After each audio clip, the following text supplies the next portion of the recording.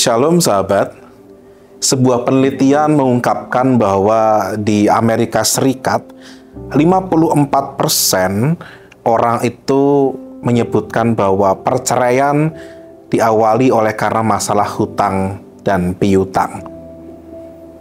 Hari-hari ini rasanya kita juga turut relate dengan hal ini, bagaimana masalah hutang baik itu secara online maupun secara konvensional itu makin menjerat banyak orang, bahkan muda-mudi. Itu juga menjadi salah satu penyebab orang depresi bahkan sampai bunuh diri. Hutang yang tak terkendali dapat menyebabkan kehidupan menjadi berantakan, menyebabkan perpecahan. Lalu bagaimana orang Kristen dapat bijak mengelola keuangan?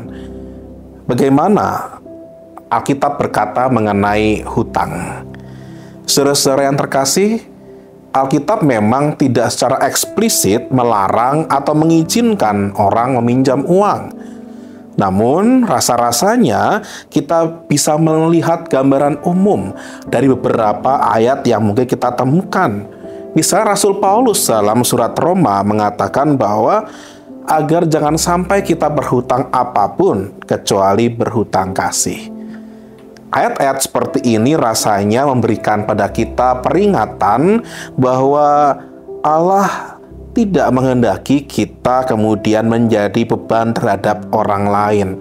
Apalagi kemudian kita kesulitan untuk membayar hutang tersebut.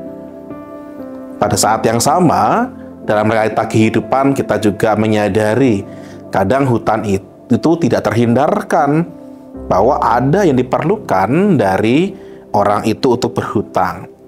Sebagai seorang yang pernah belajar ekonomi dan pernah bekerja, saya menyadari betul bahwa hutang juga bisa kita pakai sebagai sarana untuk pengembangan usaha ataupun untuk mencicil kebutuhan yang pokok, selama hutang itu bisa di-manage dan memberikan kita kesempatan untuk mengatur cash flow dengan sehat. Saudara yang terkasih, apakah boleh orang Kristen berhutang? Boleh, jika diperlukan dan bila kita dapat mempertanggungjawabkannya.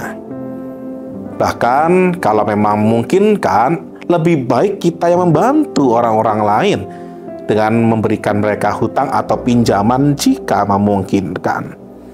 Saudaraku, dalam hal ini memang kita perlu kebijaksanaan. Jangan sampai kemudian kita mengandalkan hutang di atas segala-galanya, bahkan lebih mengandalkan hutang daripada mengandalkan Tuhan. Kitab Ibrani pasal 13 ayat 5 berbunyi demikian. Janganlah kamu menjadi hamba uang, dan cukupkanlah dirimu dengan apa yang ada padamu. Karena Allah telah berfirman, aku sekali-kali tidak akan membiarkan engkau, dan aku sekali-kali tidak akan meninggalkan engkau. Saya kira ayat ini cukup menekankan penguatan bagi kita semua. Ya. Bila kita memandang hutang itu sebagai sarana untuk mengembangkan usaha atau membagi kebutuhan, selama itu memungkinkan, silahkan aturlah secara bijaksana. Namun bila hutang itu kemudian diperuntukkan untuk hal-hal yang tidak sebenarnya esensial, yang tidak diperlukan, mari kita belajar untuk mencukupkan diri dengan apa yang ada. Tetap selalu ingat bahwa Tuhan adalah Tuhan yang memelihara anak-anaknya, termasuk saudara dan saya. Mari gantungkan diri sepenuhnya pada Tuhan dulu, tidak kepada yang lain. Sekian sahabat, sapaan kita pada hari ini. Tuhan memberkati dan mencukupkan kita dengan melimpah ruah-Nya. Tuhan memberkati.